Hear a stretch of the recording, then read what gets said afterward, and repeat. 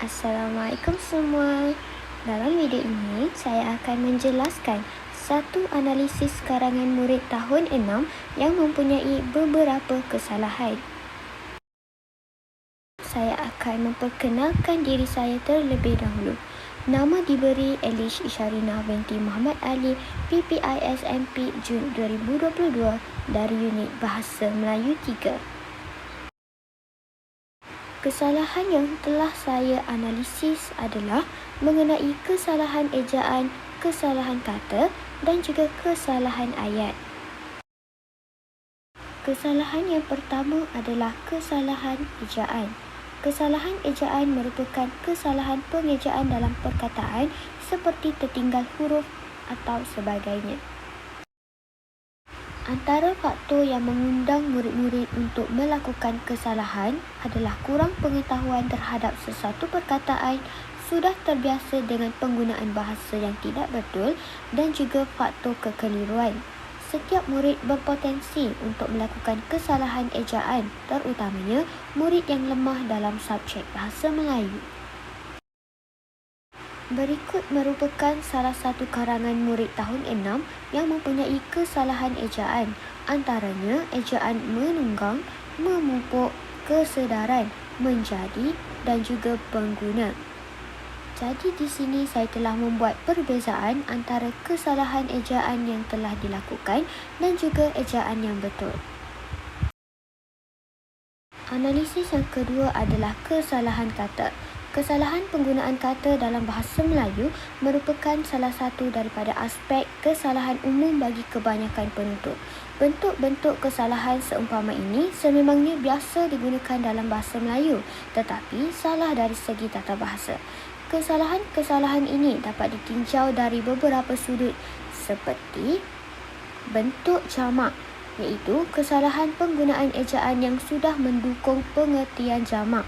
Yang kedua, penggunaan kata sendi nama, iaitu kata sendi yang letaknya di hadapan frasa nama serta bertugas untuk menghubungkan frasa nama dengan kata atau frasa lain.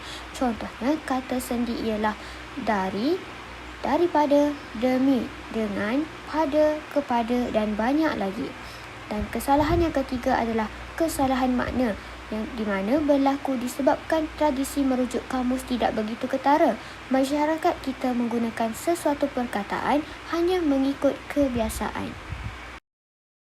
Sehubungan dengan itu, ini adalah analisis kesalahan kata daripada karangan murid tahun 6. Kesalahan yang pertama adalah untuk meminta. Penggunaan kata untuk tidak sesuai dengan makna yang ingin disampaikan dalam ayat tersebut. Oleh itu, penggunaan perkataan untuk memberi makna yang lain kepada ayat itu. Perkataan yang sepatutnya adalah perkataan dengan meminta. Kesalahan yang kedua adalah pembalut luka. Di sini terdapat kesalahan penggunaan imbuhan, di mana penggunaan imbuhan yang salah bagi suatu perkataan akan memberi makna yang berbeza. Dalam ayat ini, penulis sebenarnya perlu menggunakan imbuhan mem, iaitu membalut luka. Kesalahan yang seterusnya adalah dari jururawat. Di sini terdapat kesalahan penggunaan kata sendi dari. Seperti yang diketahui, perkataan dari hanya digunakan bagi arah, tempat dan juga masa.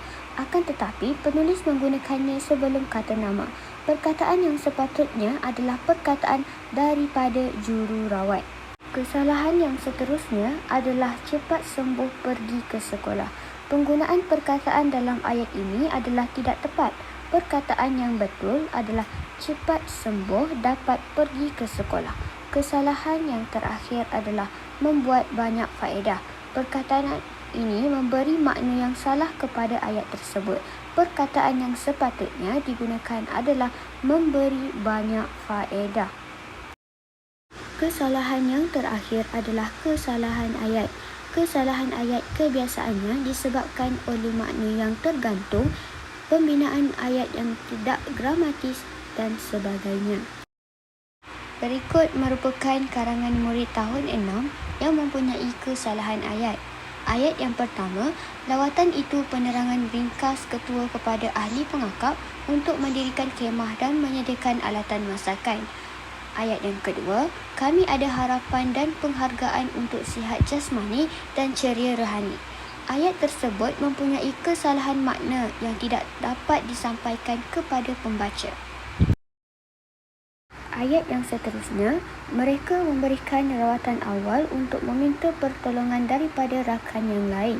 Kesalahan dalam ayat ini adalah penggunaan dengan. Hal ini memberi makna yang tidak gramatis kepada ayat tersebut. Ayat seterusnya, sekarang aku segera ke pondok telefon untuk memberitahu ibu dan ayah Azim tentang kemalangan. Ayat ini tidak tepat kerana tidak menggunakan kata itu bagi menunjukkan fokus kepada kemalangan yang telah berlaku. Dan ayat yang terakhir adalah, aku berdoa agar rakan cepat sembuh pergi ke sekolah seperti biasa. Ayat ini salah kerana tidak menggunakan huruf besar pada permulaan ayat. Salah satu ciri pembinaan ayat adalah mesti dimulakan dengan huruf besar. Itu sahaja video saya pada kali ini. Sekian, terima kasih.